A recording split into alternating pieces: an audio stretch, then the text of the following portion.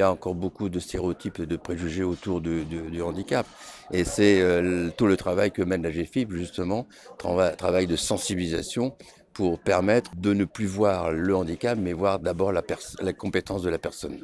Donc ce matin, comme vous l'avez pu le constater, il y a eu beaucoup d'échanges intéressants, beaucoup d'interventions des intervenants, beaucoup de discussions avec la salle. L'intérêt d'avoir invité ces personnes qui ne sont pas des spécialistes ni de l'emploi ni de la formation, c'est d'avoir une nouvelle vision sur comment mieux intégrer les personnes handicapées dans la société et dans le monde du travail. Ce qu'on remarque, c'est que nous, on travaille après avec des personnes lourdement handicapées, donc qui ont besoin d'une aide humaine constamment.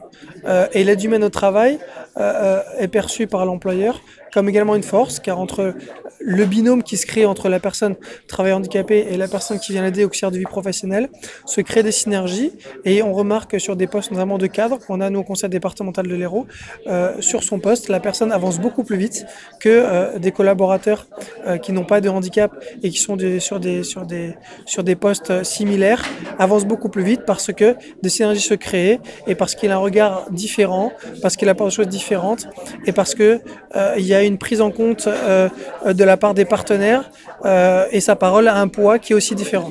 Il y a tout un travail à faire et il y avait une discussion ce matin qui était très intéressante, c'était comment justement travailler avec les préjugés.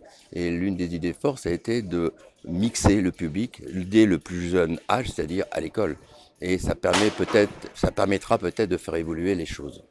Aujourd'hui, j'ai été invitée par la GFIP pour faire partager un peu mon expérience que j'avais eue de joueuse de rugby où ça avait été compliqué de l'intégration parce que c'était quand même c'est un sport masculin à la base et aussi de mon intégration au sein de ma société parce que je suis la seule femme dans un bureau de 6 hommes. J'ai dû m'investir encore plus, travailler encore plus et être meilleure que mes collègues pour pouvoir me justifier et être écoutée surtout. Alors on m'a appelée pour que je témoigne de l'inclusion dans mon métier.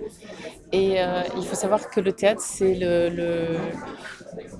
l'un des métiers les plus discriminants au monde, je pense. C'est-à-dire que vraiment c'est un métier où on peut vous dire t'es trop vieille, t'es trop femme, t'es trop petite. Petit à petit, des auteurs, des comédiens vont créer des choses ou vont créer des spectacles où on va pouvoir voir vraiment la mixité de plus en plus, notamment dans le théâtre contemporain, beaucoup. Le théâtre classique peine encore un petit peu à faire de la vraie mixité, mais c'est en train d'évoluer, et petitement, je trouve.